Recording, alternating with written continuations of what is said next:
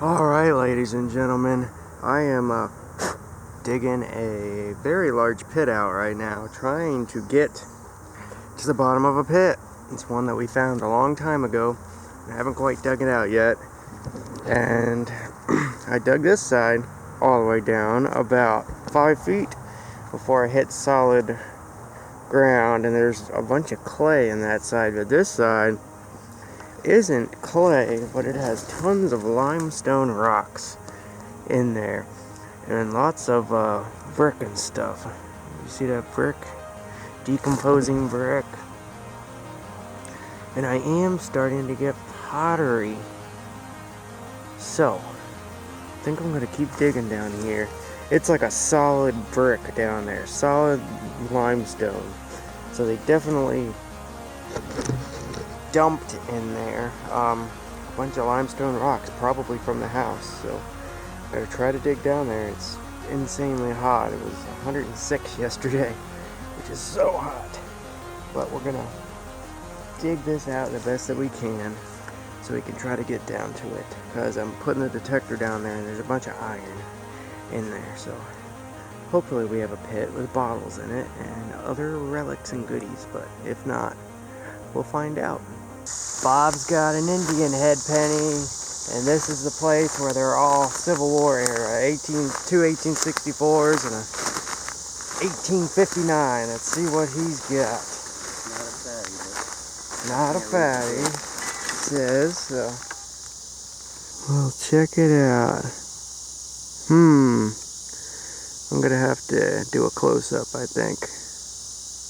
Wonderful. Well, here it is. 1864 Indian head penny. Wonder if it's the L on the ribbon, or no, that's 1865, I think. But I could see some Liberty up there, so it's good underneath all that crustiness. Not a bad looking coin. Very cool. 1864 Indian head penny. Wonderful. Beautiful little coin. Alright folks, Bob is down there. His detector's pretty far away, but I was walking straight up away from him after I videotaped his coin, and I think I have a tiny silver, like a small silver, either like a half dime or a trime or a real. I don't know. It's in the hole. It could not be. It could just be a complete bazinga, but I think it is. Ooh, okay, let's check it out. Let's see what it's ringing up first of all.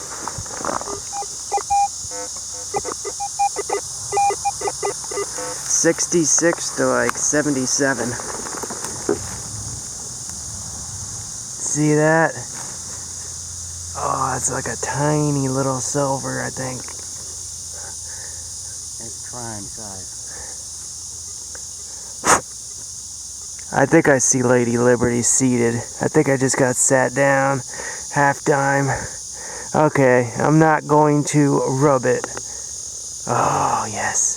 I think that's a seated Liberty half dime. Not 100% yet. Let me get the water out and I'll get back with you.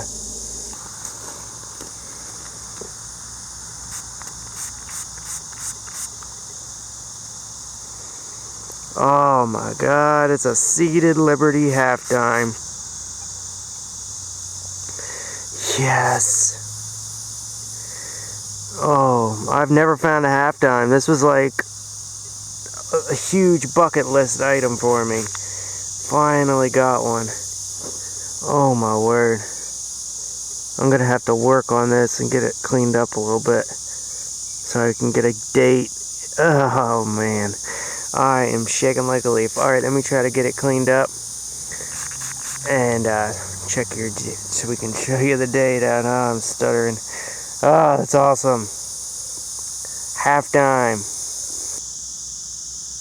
Here we go. Seated Liberty half dime.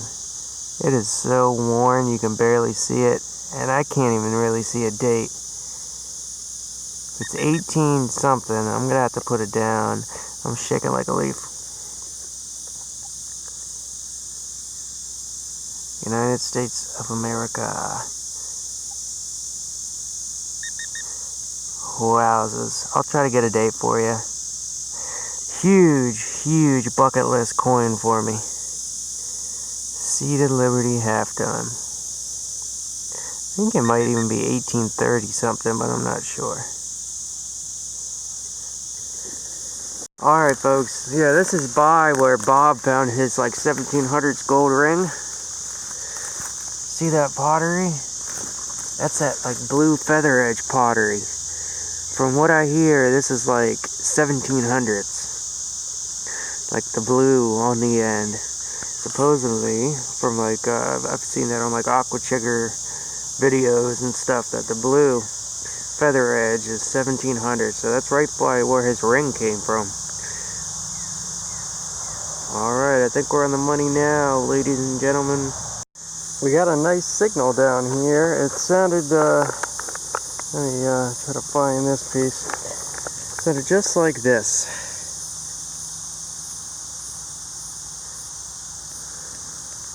That's a cog out of a clock. That was a little farther away. So it could be it, but maybe not.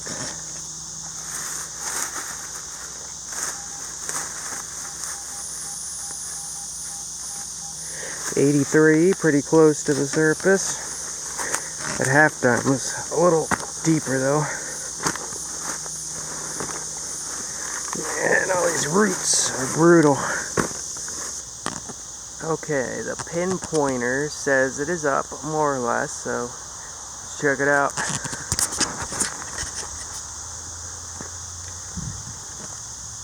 Pinpointer says it is right here. Now, it could be a can. I am not sure. Oh, son of a gun. Alright, that's a car part. That's chrome. Yeah, oh well. It's copper, chromed up copper. Probably 50s. We are right on an old road that snakes up here. Shoulda known. Alright, we got one of the really old rimfire cartridges, but check it out. It's got 2 rimfire punches where it would punch to ignite the fulminated mercury. But it also has a center fire. Maybe this was like a universal rimfire round that also would work with center fire rifles. Maybe because that was invented like 1850, 1860. These rimfire cartridges. This one really wasn't used until right about the Civil War, 1860. But looks like it also, we got 2 rimfire smashes on the side, and then we have a center fire. So maybe it was fired twice inside of a rimfire rifle, but that didn't work, so they used it in a center fire, and it actually fired. Very, very cool. That's a large caliber too. It's probably like 45. Beautiful. Nice, beautiful 40s, 50s signal. Dug a lot of them today, but they've been junk, but this one was good. Check it out.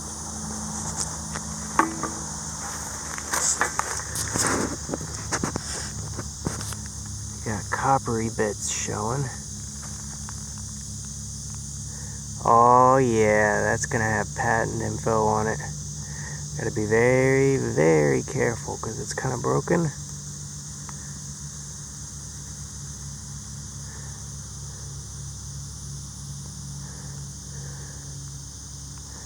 Okay, let me try to get y'all to read this before it dries up. Nope, 1864.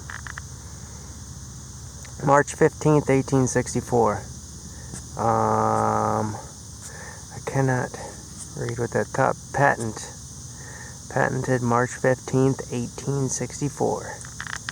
Lovely. Well, that goes with Bob's coin and my coin. Civil War. This was a little Civil War staging area. No battles or anything were fought here. But that could very well be a buckle off of like the Home Guard or something for the Confederates. Very well could be. I'll have to look it up and see exactly what this buckle was used for, because it could be military. We just don't know. March 15th, 1864. That had, 2 more years left in the war. Well, mainly 1.5. Wonderful. And this is one of two things. It is either, there was only 2 buckles that were patented the same day in 1864.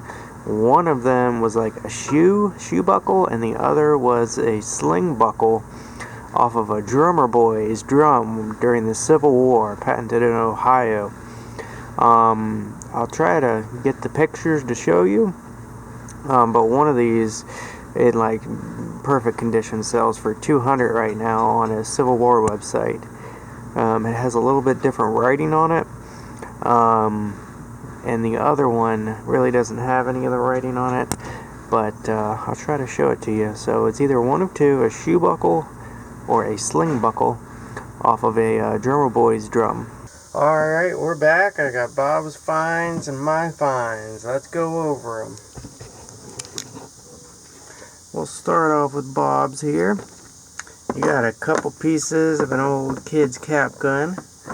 Big old strap hinge. He got this piece, which, hell, I don't even know, could be part of like a sword or something. I doubt it though. It's probably just a copper piece. And this is from a previous trip.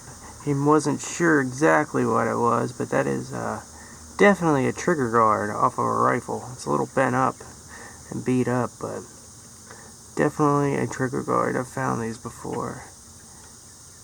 Wonderful. You got some melted lead too, and his best find would be the Indian head. 1864 Indian head, penny or cent. 1 cent. My pile. We got our car chrome piece, our center fire and rim fire cartridge, miscellaneous lead pieces, a square nail. We got a gear out of a clock, a feather edge pottery. That's some old stuff. Mother pottery. We got a big chunk of melted lead, a big copper piece. This is off of a big old clock, probably the same clock where that cog came from. We got our 1864 buckle. And the piece de resistance. The seeded half dime. My first ever half dime. I think it's upside down. Kind of hard to see and show, but that is Lady Liberty sitting right there. I think it's 1845, although I could be completely wrong. I'll have to update you on it. I can't really see the date. All I can see is a seeded half dime. United States of America. I will let you know once I am completely sure of the date. That is a huge bucket lister for me. 100% awesome, awesome, awesome coin.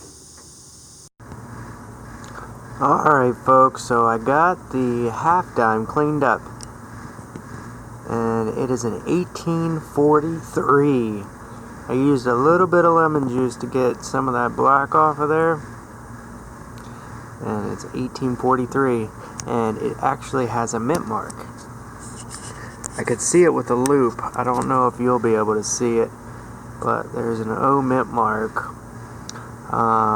Basically more or less right in this area, but it's really hard to see with the camera, and I can't get any closer than this, but basically dead center in the screen. It's an 1843 New Orleans mint, which is very cool because that's a minimum of like a $95 coin.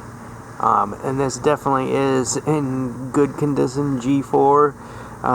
It's no higher than that. It's in pretty bad shape. But it is a wonderful 1843, my very first half dime.